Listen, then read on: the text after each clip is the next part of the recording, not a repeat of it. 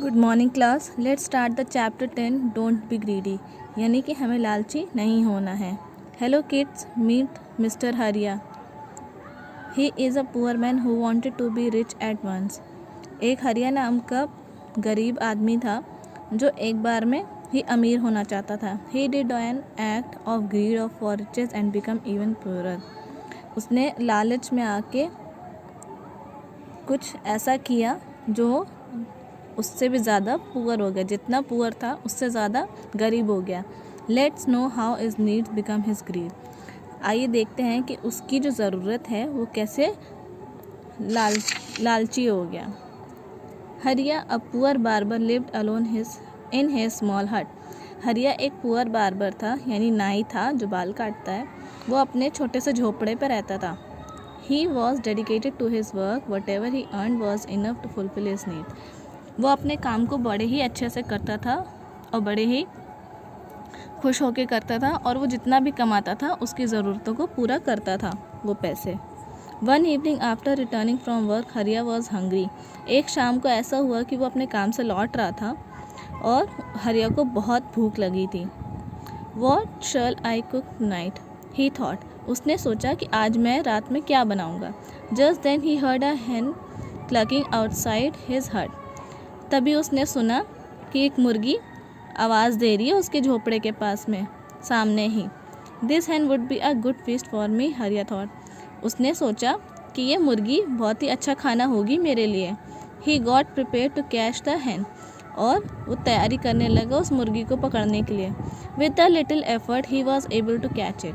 थोड़ी सी मेहनत उसको करनी पड़ी, लेकिन उसने उस मुर्गी को पकड़ लिया, हरिया ने। As he was about to kill the hen, it squeaked, "Please do not kill me, oh kind barber, I will help you."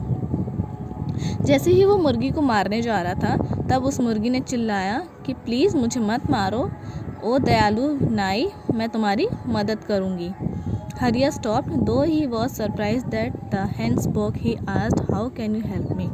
तब हरिया शॉक हो गया और रुक गया, सरप्राइज हो गया कि मुर्गी कैसे बोली। तब उसने उससे पूछा कि तुम मेरी मदद कैसे कर सकती हो। If you spare my life I will lay a golden egg for you every day, the hen said prettily. उसने मुर्गी ने बोला कि अगर तुम मेरी जान बख्श दो तो मैं तुम्हें डेली एक सोने का अंडा दूंगी। उसने बहुत ही शांत होकर बोला। हरिया गॉट डिलाइटेड, और हरिया बहुत ही खुश हो गया। But suddenly he said, why should I believe you. तब उसने तुरंत ही बोला मुर्गी से कि मैं तुम पे कैसे विश्वास करूं। यू माइट बी लाइंग, तुम झूठ बोल रही होगी। If do not lay a golden egg tomorrow you can kill me. तब मुर्गी ने बोला कि अगर कल मैंने सुनहरा अंडा यानी सोने का अंडा नहीं दिया तो कल तुम मुझे मार देना। आफ्टर दिस प्रॉमिस हरिया spared that hen and waited for the next day. तब हरिया ने उस मुर्गी को बख्श दिया और अगले दिन का इंतज़ार करने लगा। The next morning Hariya found a golden egg lying outside his hut and the hen sitting beside it. अगले दिन उसने देखा कि मुर्गी के पास सुनहरा अंडा रखा था और मुर्गी उसके बगल में बैठी थी। इट इज़ ट्रू, हरिया एक्सक्लेम्ड, यू कैन ले गोल्डन एग। और he did not reveal his mystery to the anyone and soon became a rich man.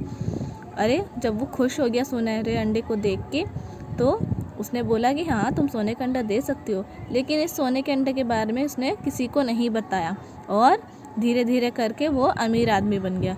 But wealth increased his greed too. जैसे जैसे उसके पास पैसे बढ़ते गए वैसे वैसे वो लालची होता गया। I cannot wait for the hen to lay the golden eggs one by one.